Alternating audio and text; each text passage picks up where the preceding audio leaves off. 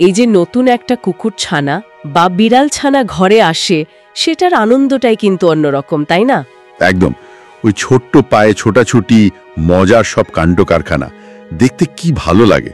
হ্যাঁ, কিন্তু এই আনন্দের সাথেই তো চলে আসে একটা বড় দায়িত্ব, মানে ওকে ঠিকঠাক মতো গড়ে তোলার দায়িত্বটা, যাতে ওর কিছু অভ্যাস বা আচরণ পরে গিয়ে আমাদের বা ও নিজের জন্য সমস্যার কারণ না হয়ে দাঁড়ায়। ঠিক তাই।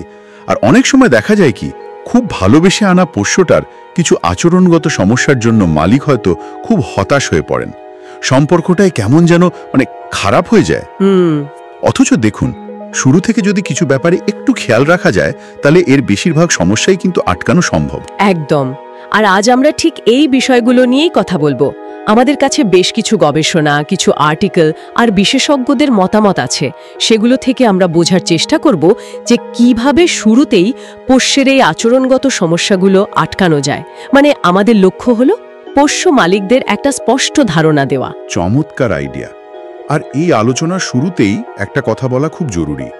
নতুন পোষ্যকে ঘরে আনার পর যত তাড়াতাড়ি সম্ভব একজন পশু চিকিৎসকের কাছে নিয়ে যাওয়াটা দরকার। ও আচ্ছা, শুধু হেলথ চেকআপ বা টিকার জন্য? না না, শুধু সেটার জন্য নয়।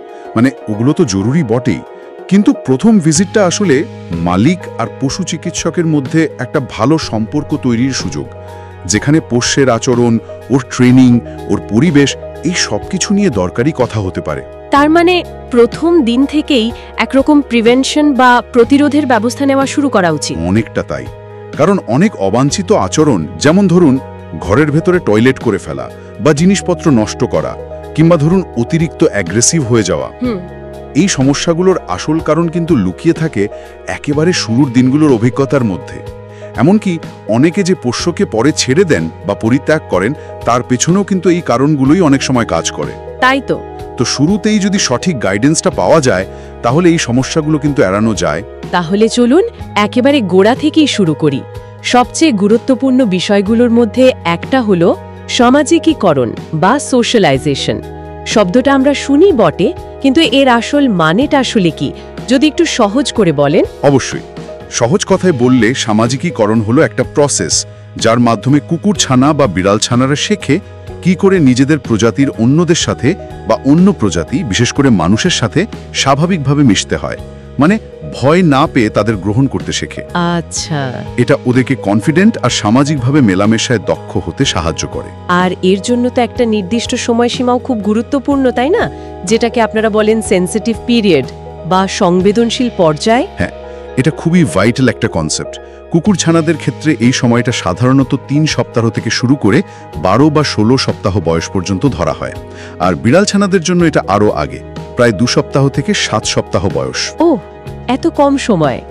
হ্যাঁ, এই সময়টাতে ওদের ব্রেন নতুন অভিজ্ঞতা নেওয়ার জন্য সবচেয়ে বেশি তৈরি থাকে। ওদের মধ্যে ভয়টা কম থাকে আর জানার আগ্রহ, মানে কৌতূহল, থাকে অনেক বেশি। এই সময়টায় ওরা যা শেখে, যা দেখে, যে অভিজ্ঞতাগুলো পায়, সেটার একটা বিরাট প্রভাব ওদের বাকি জীবনের আচরণের উপর থেকে যায়। তার মানে এই বয়সটায় ওদেরকে কেমন পরিবেশে রাখা হচ্ছে, কাদের সাথে মিশতে দেওয়া হচ্ছে, এগুলো খুব সাবধানে দেখতে হবে। একদম। এই সময়টা দরকার প্রচুর পজিটিভ এক্সপিরিয়েন্স। মানে ধরুন বিভিন্ন ধরনের মানুষ, যেমন ধরুন আলাদা বয়স, চেহারা, পোশাকের মানুষ, বা ধরুন টুপি পরা কেউ, চশমা পরা কেউ, আবার অন্য সুস্থ আর ভ্যাকসিন দেওয়া কুকুর বা বিড়াল, তবে অবশ্যই কন্ট্রোলড পরিবেশে। বিভিন্ন শব্দ, যেমন ধরুন রাস্তার গাড়ির হালকা আওয়াজ বা ভ্যাকিউম ক্লিনারের শব্দ, তবে আস্তে করে শুরু করতে হবে। বিভিন্ন জিনিস, নতুন নতুন পরিবেশ, এই সব কিছুর সাথে ধীরে ধীরে পরিচয় করানো দরকার। লক্ষ্য একটাই, ওদের বোঝানো যে এই নতুন জিনিসগুলো ভয়ের কিছু নয়। আর যদি এই অভিজ্ঞতাগুলো ওরা না পায়, মানে যাকে বলে সোশ্যাল ডিপ্রাইভেশন বা সামাজিক বঞ্চনা, আমরা অনেক সময় দেখি না কিছু কুকুর বা বিড়াল বড্ড ভীতু হয় বা অকারণেই রেগে যায়। দুঃখজনকভাবে হ্যাঁ, এই সামাজিকীকরণের অভাব হলে পশুরা প্রায়শই খুব ভীতু, অ্যাংজাইটি বা উদ্বেগে ভোগা, কিংবা খুব আগ্রাসী হয়ে ওঠে। নতুন মানুষ দেখলেই বা নতুন পরিবেশে গেলেই ভয় পায়, পালিয়ে যেতে চায় বা উল্টো অ্যাটাক করতে যায়। তাই নাকি? হ্যাঁ, এমনকি ওদের শেখার ক্ষমতাও কমে যেতে পারে। এখানেই কিন্তু ব্রিডার বা প্রজননকারীর ভূমিকাটা খুব গুরুত্বপূর্ণ। জন্মের পর প্রথম কয়েকটা সপ্তাহ মায়ের কাছে থাকা, ভাই বোনদের সাথে খেলা, ব্রিডারের কাছে নানা রকম হালকা শব্দ শোনা, আলতো স্পর্শ পাওয়া, বিভিন্ন পরিবেশ একটু একটু করে দেখা, এগুলো খুব দরকারি। তার মানে লিটার থেকে খুব তাড়াতাড়ি আলাদা করে আনাটাও ঠিক না। অনেকে তো খুব ছোট বাচ্চা নিয়ে চলে আসেন। হ্যাঁ, এটা একটা বড় সমস্যা। কিন্তু রিসার্চে দেখা গেছে কুকুর ছানাদের যদি 6 সপ্তাহের আগে আর বিড়াল ছানাদের 7 বা 8 সপ্তাহের আগে মা আর ভাই বোনদের থেকে সরিয়ে আনা হয়, তাহলে ওদের মধ্যে আচরণগত সমস্যা হওয়ার রিস্ক অনেক বেড়ে যায়। কি রকম সমস্যা? ওরা নিজেদের স্পিসিসের অন্যদের সাথে ঠিকমতো মিশতে শেখে না, খেলার সময় কামড়ের জোরটা যে কন্ট্রোল করতে হয় সেটাও শেখে না, আর অনেক ক্ষেত্রে অতিরিক্ত ভীতু বা বেশি অ্যাগ্রেসিভ হয়ে যায়। আচ্ছা আচ্ছা, তো এই সামাজিকীকরণের জন্য মালিকরা হাতে কলমে কি করতে পারেন? ধরুন কেউ একজন নতুন কুকুর ছানায় এনেছেন। একটা খুব ভালো উপায় হলো কন্ট্রোলড পরিবেশে পজিটিভ অভিজ্ঞতা দেওয়া। যেমন ধরুন সোশ্যালাইজেশন বিস্কিট বলে একটা মজার টেকনিক আছে। সেটা কি রকম? ধরুন মালিক কুকুর ছানাটাকে নিয়ে বাইরে বেরোলেন, তার কাছে কিছু ছোট ছোট ট্রিটস বা খাবার থাকলো। যখন কোনো নতুন ধরনের মানুষ পাশ দিয়ে যাচ্ছে, ধরুন কেউ টুপি পরে আছে বা হুইল চেয়ারে বসে আছে, আর কুকুর ছানাটা শান্ত আছে বা শুধু আগ্রহ দেখাচ্ছে, তখন মালিক ওই লোকটিকে একটা ট্রিট দিয়ে বলতে পারেন কুকুর ছানাটাকে দিতে। ও বাহ! এতে কি হয়, কুকুর ছানাটার নতুন ধরনের মানুষের সাথে একটা ভালো মিষ্টি অভিজ্ঞতা পায়। তবে একটা জিনিস মনে রাখতে হবে, একদম তাড়াহুড়ো করা যাবে না। কতগুলো অভিজ্ঞতা হলো তার চেয়ে জরুরি হলো অভিজ্ঞতাগুলো কেমন হলো, কোয়ালিটি। সপ্তাহে হয়তো 2 কি 3টে নতুন জিনিসের সাথে ধীরে ধীরে সুন্দরভাবে পরিচয় করিয়ে দেওয়াই যথেষ্ট। এই সামাজিকীকরণের আর একটা জনপ্রিয় উপায় তো হলো পাপি ক্লাস বা কিটি কিন্ডারগার্টেন, তাই না? এগুলো কতটা কাজের? এগুলো খুবই কাজের। এই ক্লাসগুলোর প্রধান উদ্দেশ্য কিন্তু শুধু বসো থাকো শেখানো নয়। হ্যাঁ, তার চেয়েও বেশি জরুরি হলো একটা নিয়ন্ত্রিত আর নিরাপদ পরিবেশের সামাজিকীকরণ। এখানে কুকুর ছানা বা বিড়াল ছানারা তাদেরই মতো অন্য ছোটদের সাথে, আবার অপরিচিত মানুষের সাথেও মেলামেশার সুযোগ পায়। ওরা শেখে অন্য কুকুরের সাথে কি করে খেলতে হয়, ওদের বডি ল্যাঙ্গুয়েজ বুঝতে শেখে। আর এই ক্লাসগুলো যদি কোনো ভেট ক্লিনিকে হয়, তার কি আলাদা কোনো সুবিধা আছে? অবশ্যই আছে। একটা বড় সুবিধা হলো ওরা ছোটবেলা থেকেই ক্লিনিকের পরিবেশটার সাথে পরিচিত হয়ে যায়।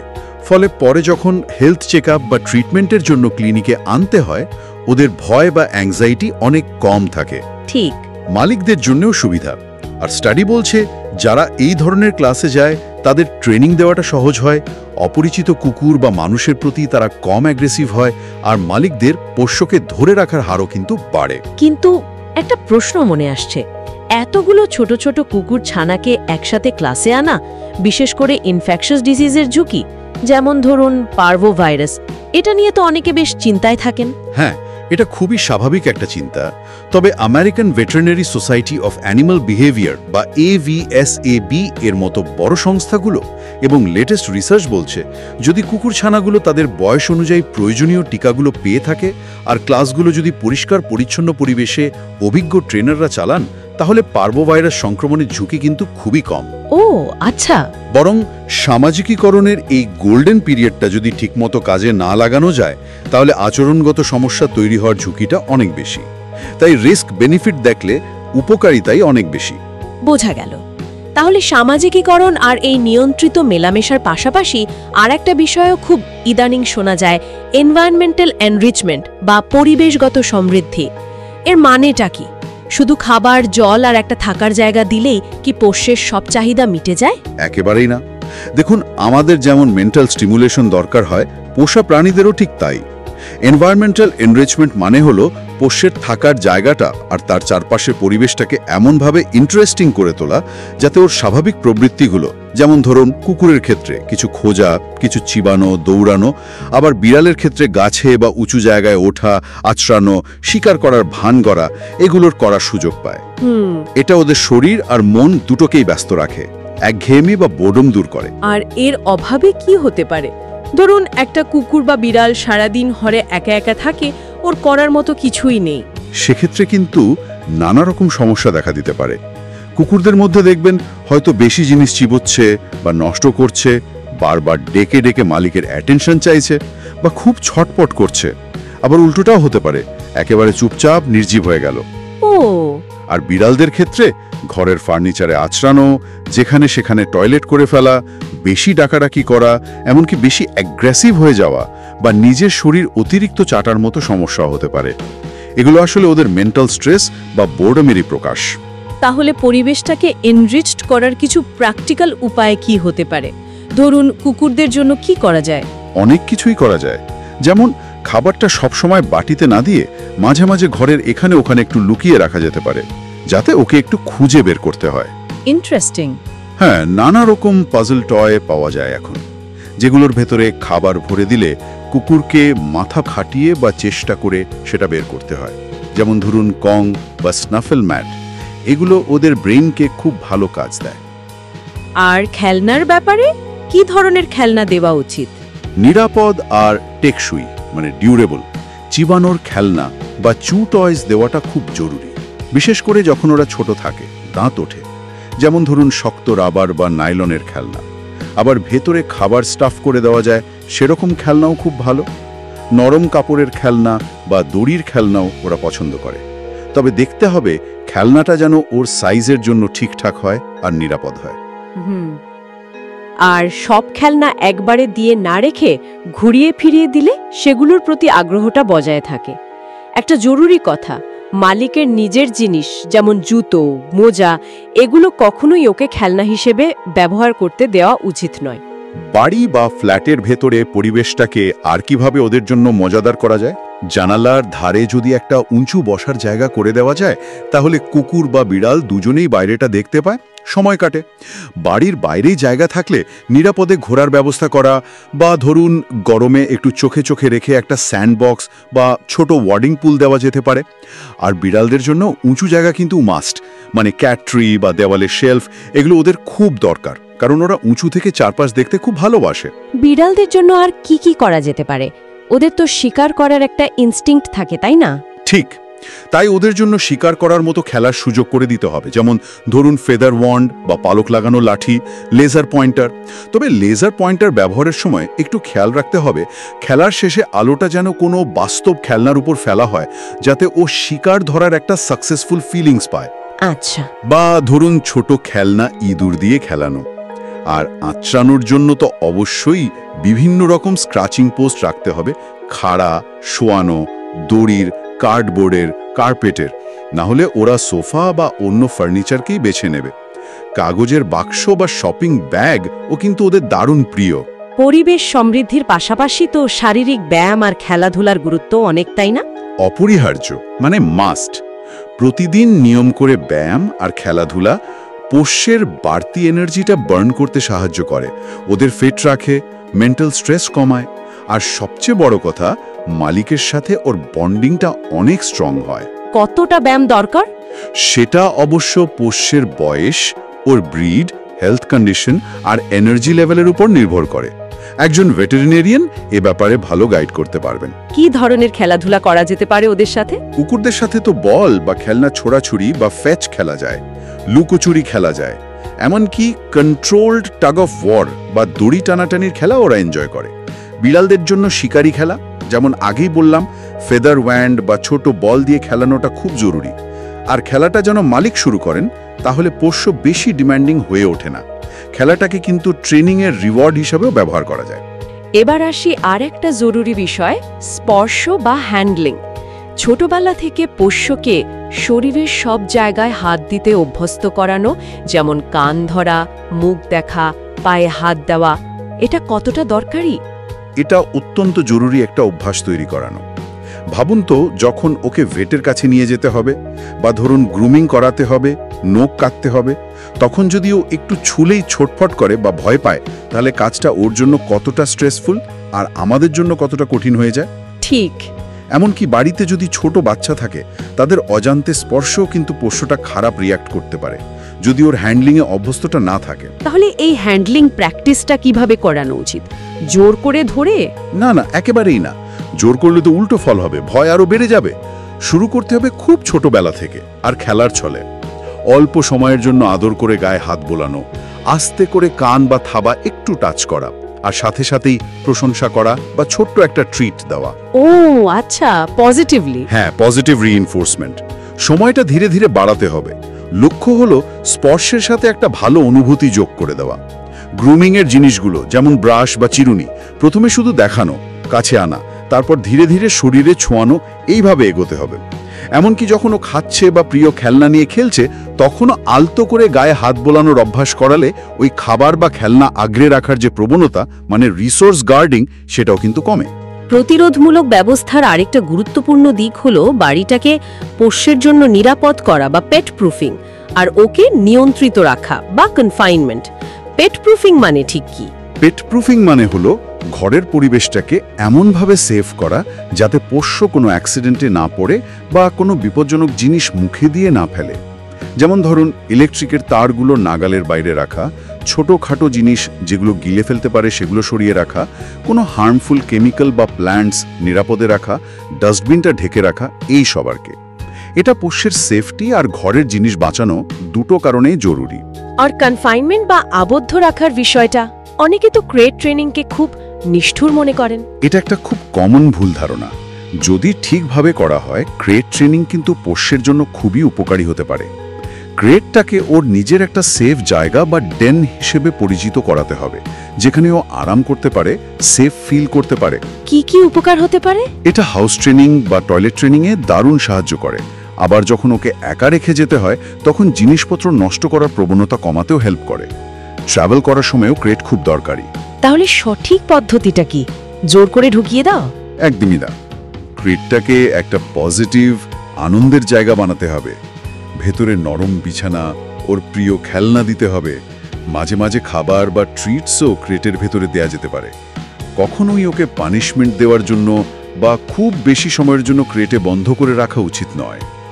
শুরুতে খুব অল্প সময়ের জন্য দরজা খোলা রেখেই ভেতরে থাকতে এনকারেজ করা, তারপর ধীরে ধীরে দরজা বন্ধ করে সময়টা বাড়ানো, এইভাবে এগোতে হবে। আর ক্রেটে রাখার আগে অবশ্যই দেখতে হবে ওর ব্যায়াম বা টয়লেটের প্রয়োজন মেটানো হয়েছে কিনা। দিনে কয়েক ঘন্টার বেশি একটানা ক্রেটে রাখাটা ঠিক নয়, বিশেষ করে ছোট বাচ্চার ক্ষেত্রে। ক্রেটের বদলে বেবি গেট দিয়ে ঘরের একটা অংশ ঘিরে দেওয়া বা এক্সারসাইজ পেনও কিন্তু ভালো অপশন। এর সাথেই তো জড়িত হোম অ্যালোন ট্রেনিং বা একা থাকার অভ্যাস করানো। নতুন পশু আনলে এটা কিন্তু একটা বড় চ্যালেঞ্জ হয়।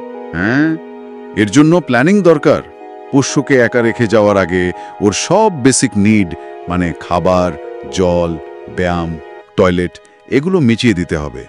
তারপর একটা সেফটি কিউ, যেমন ধরুন একটা স্পেশাল খেলনা যেটা শুধু একা থাকার সময় দেওয়া হয়, সেটা দিয়ে খুব অল্প সময়ের জন্য, প্রথমে হয়তো কয়েক সেকেন্ড বা মিনিট, একা রেখে আসতে হবে। আচ্ছা। ফিরে এসে যদি দেখেন ও শান্ত আছে, তাহলে প্রশংসা করতে হবে। ধীরে ধীরে এই একা থাকার সময়টা বাড়াতে হবে, ওর আচরণের ওপর নজর রেখে। যদি দেখেন খুব বেশি অ্যাংজাইটি দেখাচ্ছে, তাহলে সময় না বাড়িয়ে বরং কমিয়ে আনতে হবে, বা দরকার হলে প্রফেশনাল হেল্প নিতে হবে। এবার আসা যাক ট্রেনিং এর বিষয়ে। বেসিক কিছু কমান্ড বা বেসিক ম্যানার্স শেখানোটা কেন জরুরি? এটা শুধু কুকুরকে বসো বা শুয়ে পড়ো শেখানো নয়, এটা আসলে কমিউনিকেশনের একটা রাস্তা তৈরি করা। বেসিক কমান্ডগুলো যেমন বসো, থাকো, কাছে এসো, এগুলো জানা থাকলে পোষ্যকে কন্ট্রোল করা সহজ হয়, ওর সেফটি এনশিওর করা যায়, আর ওর সাথে একটা মিউচুয়াল আন্ডারস্ট্যান্ডিং তৈরি হয়। এটা মালিক আর পোষ্য দুজনের জন্যই কিন্তু জীবনটাকে অনেক সহজ আর আনন্দময় করে তোলে। কিছু কমন সমস্যা, যেমন ধরুন হাউস ট্রেনিংয়ের ভুল, কুকুর ছানাদের কামড়ানোর অভ্যাস বা নিপিং, মাউথিং, বা ধরুন লাফিয়ে গায়ে ওঠা, এগুলো তো প্রায়ই দেখা যায়। এগুলোর সমাধান কি?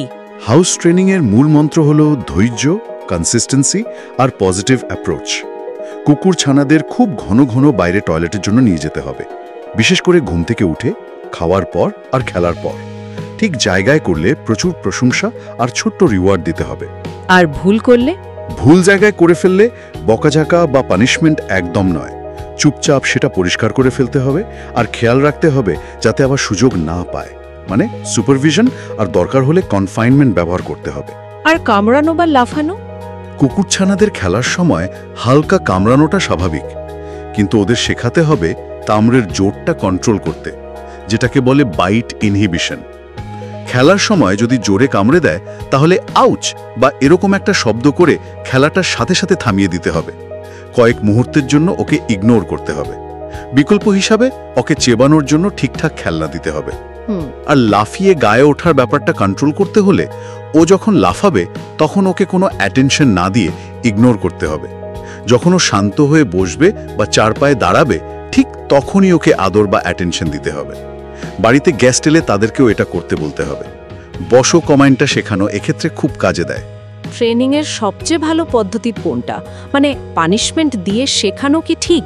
দেখুন, রিসার্চ আর আধুনিক অ্যানিমাল বিহেভিয়ার সায়েন্স দুটোই বলছে রিওয়ার্ড বেসড ট্রেনিং বা পজিটিভ রিইনফোর্সমেন্ট হলো সবচেয়ে এফেক্টিভ আর হিউম্যান উপায়। এর মানে হলো পোষ্য যখন ঠিকঠাক আচরণ করছে তখন ওকে পুরস্কৃত করা, সেটা খাবার, প্রশংসা, আদর বা খেলা যা কিছু হতে পারে। আর শাস্তি? ফিজিক্যাল পানিশমেন্ট বা ভয় দেখানোর পদ্ধতি মানে অ্যাভার্সিভ মেথড এগুলো একেবারেই ব্যবহার করা উচিত নয়, কারণ এতে পোষ্য ভয় পায়, অ্যাংজাইটিতে ভোগে, মালিকের সাথে ওর বিশ্বাস আর সম্পর্কটা নষ্ট হয়, আর অনেক সময় অ্যাগ্রেশন কিন্তু বেড়েও যেতে পারে। ভালো আচরণের জন্য রিওয়ার্ড পেলে ওরা তাড়াতাড়ি শেখে আর শেখার প্রসেসটা দুজনের জন্যই অনেক বেশি এনজয়েবল হয়। সবশেষে একটা খুব গুরুত্বপূর্ণ প্রশ্ন, কখন একজন মালিক বুঝবেন যে পোষ্যের আচরণটা আর নর্মাল দুষ্টুমি বা অল্প বয়সের চপলতা নয়, বরং এটা একটা সমস্যা এবং প্রফেশনাল হেল্প মানে একজন ভেট বা বিহেভিয়ারিস্টের পরামর্শ নেওয়া দরকার? হ্যাঁ, এটা জানা খুব জরুরি। কিছু নির্দিষ্ট লক্ষণ বা রেড ফ্ল্যাগ আছে যেগুলো দেখলে দেরি না করে প্রফেশনাল হেল্প নেওয়া উচিত, কারণ যত তাড়াতাড়ি ইন্টারভেনশন করা যায় সমস্যাটা সারিয়ে তোলার সম্ভাবনা তত বাড়ে। সেই রেড ফ্ল্যাগগুলো কি কি হতে পারে যদি একটু বলেন? যেমন ধরুন, যদি কোনো কুকুর ছানাকে 6 সপ্তাহের আগেই ওর মা বা ভাই বোনদের থেকে আলাদা করা হয়ে থাকে, যদি ধরুন 3 মাস বা তার বেশি বয়সী কুকুর ছানা কোনো অপরিচিত কিন্তু ফ্রেন্ডলি লোকের কাছে নিজে থেকে এগিয়ে না যায়, বরং ভয় পায় বা লুকিয়ে পড়ে। আচ্ছা।